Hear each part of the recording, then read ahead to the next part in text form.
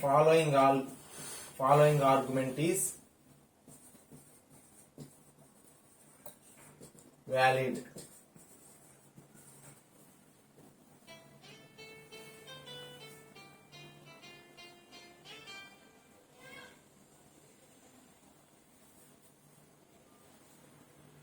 ఏంటంటే for all x p of x or q of x there exists x negation p of x for all x negation q of x or r of x for all x s of x implies negation r of x. Therefore there exists x negation s of x. ఇది మనం prove చేయాలి. అంటే ఇదంతా argument అయినా కాదా? Premises ఉన్నాయి, conclusion ఉంది, కాబట్టి ఆర్గ్యుమెంట్. ఈ ఆర్గ్యుమెంట్ వ్యాలిడ్ అని ప్రూవ్ చేయాలి. వ్యాలిడ్ అని ప్రూవ్ చేయడం అంటే ఈ యొక్క 4 ప్రిమైస్లకి రూల్స్ ఆఫ్ ఇన్ఫరెన్సెస్ ఫార్ములా ఉపయోగించి ఈ కంక్లూజన్ ని రాబట్టగలిగితే ఈ argument valid.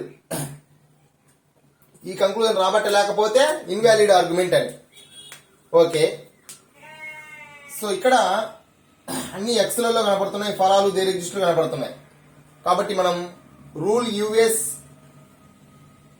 Rule ES, universal specification, existential specification, ఈ 2 రూల్స్ వాడి ఏలలో కన్వర్ట్ చేసుకోవాలి. అంటే ఎక్స్ బదులుగా ఏ సబ్స్టిట్యూట్ చేసుకుంటాం, సమ్ ఎలిమెంట్ ఏలో సబ్స్టిట్యూట్ చేసుకొని P of A or Q of A అని నోట్ చేసుకోవచ్చు.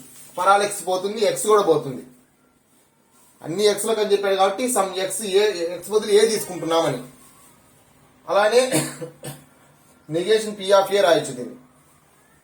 దీన్ని negation Q of A or R of A, S of A implies negation R of A. మొత్తాన్ని పరాలు ఉన్నా దేరిగిస్టులు ఉన్నా తీసేసి మనము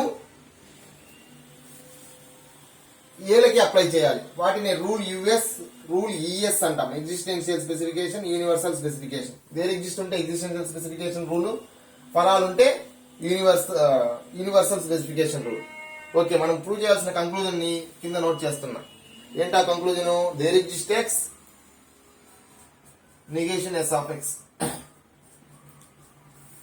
ఇది ప్రూవ్ చేయాలి.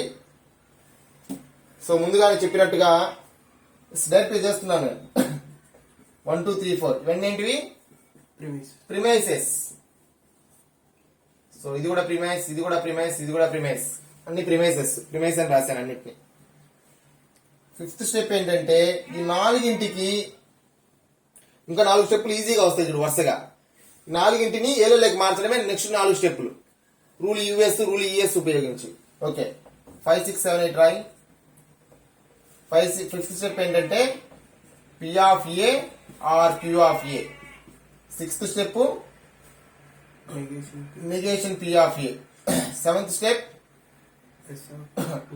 Negation Q of A or R of A. 8th step or negation R of A. So ఇవన్నీ కూడా ఫరాళ్ళు ఎక్స్లు తీసేసాము. సో ఫరాల్ తీసేసాం కాబట్టి universal specification, rule of US universal specification step 1. Step 1 మీద యూనివర్సల్ స్పెసిఫికేషన్ అప్లై చేస్తే ఇది వచ్చింది అని దాని అర్థం. 5th స్టెప్ ఎలా వచ్చింది అంటే 2nd స్టెప్ కి ఎగ్జిస్టెన్షియల్ స్పెసిఫికేషన్ వాడాం. స్టెప్ 2 కి రూల్ ఈఎస్ ఎగ్జిస్టెన్షియల్ స్పెసిఫికేషన్ వాడాం. స్టెప్ 7 ఎలా వచ్చింది? స్టెప్ 3 నుంచి rule US. Step 3 rule US universal specification for all ఉంది కాబట్టి. Again step 8 comes from step 4 by applying rule US universal specification. For all ఉంది కాబట్టి యూనివర్సల్ అంటాం. ఎక్స్ నుంచి ఏకి రాస్తున్నాం కాబట్టి స్పెసిఫికేషన్ అంటాం. Universal specification. ఒకవేళ దేర్ ఎగ్జిస్ట్ ఉంటే ఎగ్జిస్టెన్షియల్ స్పెసిఫికేషన్ ఈఎస్ అవుతుంది. అందుకే 2nd స్టెప్ నుంచి 6th స్టెప్ రాసేటప్పుడు దేర్ ఎగ్జిస్ట్ తీసేసాను కాబట్టి ఎక్స్ బదులు ఏ పెట్టుకున్నాను కాబట్టి దేర్ ఎగ్జిస్ట్ తీసేసాను కాబట్టి ఎగ్జిస్టెన్షియల్ అని రాశాను. ఎక్స్ బదులు ఏ పెట్టుకున్నా కాబట్టి స్పెసిఫికేషన్ ఈఎస్, రూల్ ఈఎస్ అంటాం. స్టెప్ 4 నుంచి స్టెప్ 4 కి రూల్ యుఎస్ అప్లై చేసాం. అగైన్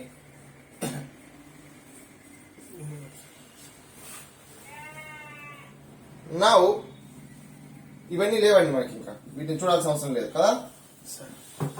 సో ఈ యొక్క 4 5 6 7 8 ఏవైతే ఉన్నాయో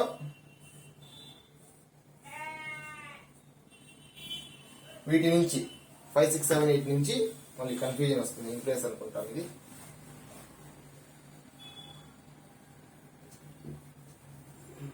five six seven eight steps నుంచి ఈ కంక్లూజన్ రాబట్టాలి. ఈ కంక్లూజన్ రైట్ గా రాబట్టలేం.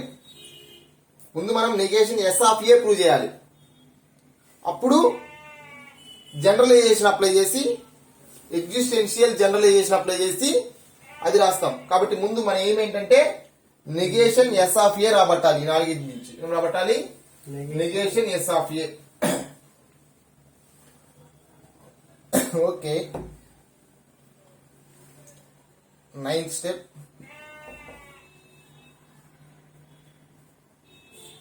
ఫైవ్ సిక్స్ కి డిస్జంక్టివ్ సిలోజిజం. ఎస్ పి లేదా క్యూ కావాలి. పి కావట్లేదు కాబట్టి క్యూబ్ క్యూ కావాలి. Very good. ఏతో సంబంధం లేదు మనకి, ఇంకా ఊరికే రాస్తాం ఇక్కడ ప్రెడికేట్ క్యాలిక్యులస్ కాబట్టి. పిఆర్ క్యూ నెగేషన్ పి అలా చూసుకో, రూల్స్ ఈజీగా అర్థమవుతాయి. అంతే. సో 5 6 నుంచి క్యూ రాస్తే సరిపోతుంది, అంతే కదా. So this is obtained from step 5 and 6 by using rule of disjunctive syllogism. Disjunctive syllogism.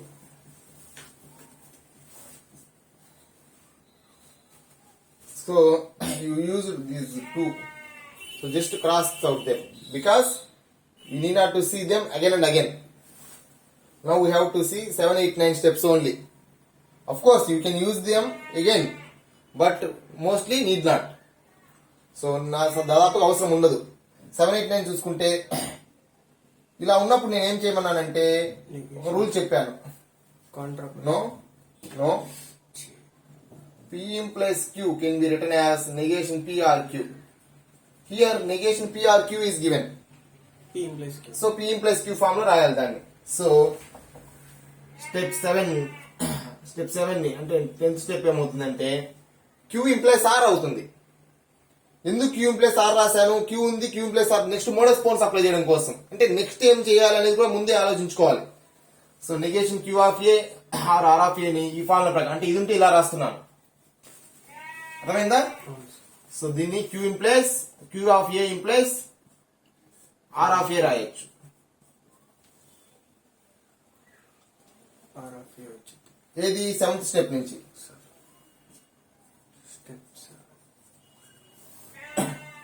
Step 7 using this formula, దానికి పేరేం లేదు కాబట్టి ఆ ఫార్ములా రాయి. Since P implies Q is equal to equivalent to negation P or Q. Next 9 10 models. ఇక్కడ Q of A అని రాయాలి కదా. సో 9 10.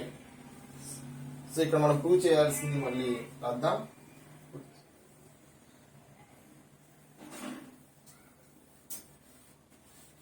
ప్రూవ్ చేయాల్సింది కూడా గుర్తుండాలి. దాన్ని బట్టే కదా మనం స్టెప్స్ ఫార్ములాస్ అప్లై చేసేది.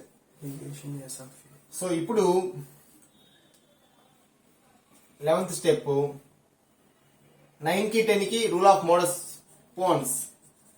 స్టెప్ 9 కి 10 కి మోడస్ పోన్స్.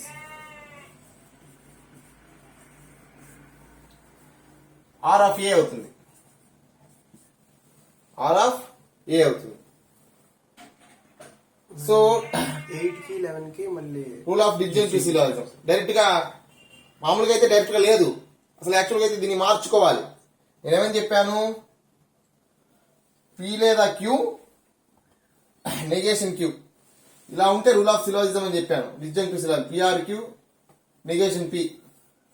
P లేదా Q కావాలి, P కావట్లేదు అంటే Q రాయొచ్చు అని చెప్పాను. కానీ ఇక్కడ అదే రూల్ ఆఫ్ డిస్జంక్టివ్ సిలోజిజం అనుకోవచ్చు, ఇబ్బంది లేదు.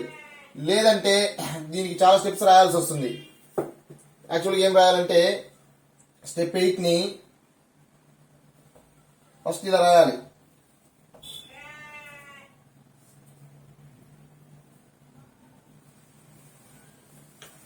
పి ప్లస్ క్యూ లాగా ఉంది కదా, P plus Q negation P or Q రాయొచ్చు కదా. అంటే negation S of A implies R of A.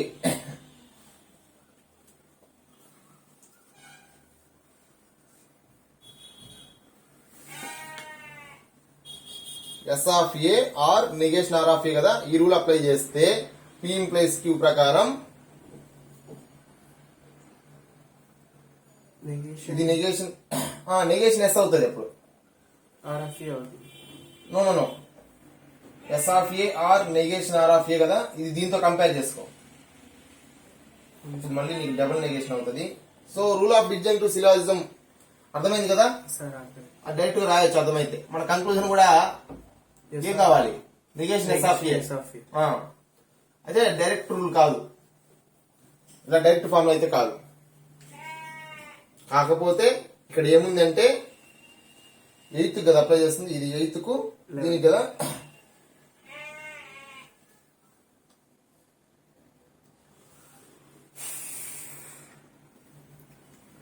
Rule of syllogism distinctive syllogism ఏమని చెప్పాను, పిఆర్ క్యూ నెగేషన్ క్యూ ఉంటే పి రాయితని చెప్పాను కదా.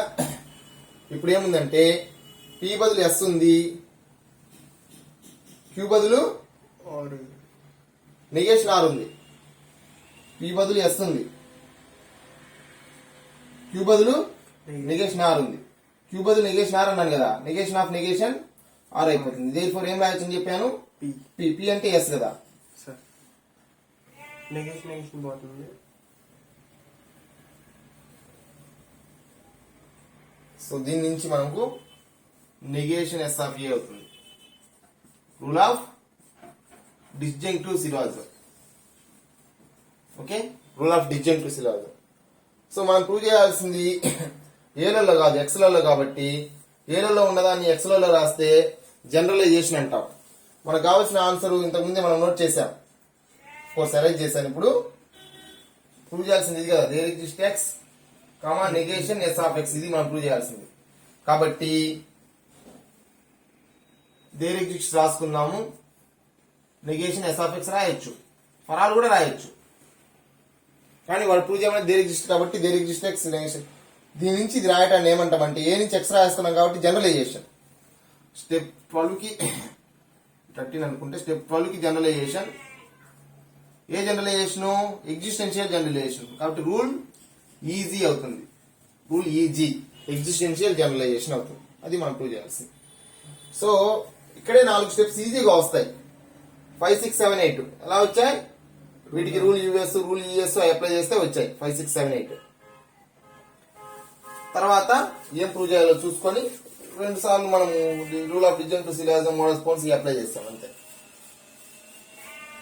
ఇది ప్రెడికేట్ క్యాలిక్యులస్ లో ఆర్గ్యుమెంట్స్ ని వ్యాలిడ్ అండ్ ఇన్వాలిడ్ చెప్పడం. సో ఇదే కంక్లూజన్ వచ్చింది కదా, కాబట్టి గివెన్ ఆర్గ్యుమెంట్ ఈజ్ వ్యాలిడ్ అని చెప్పాలి. ఓకే.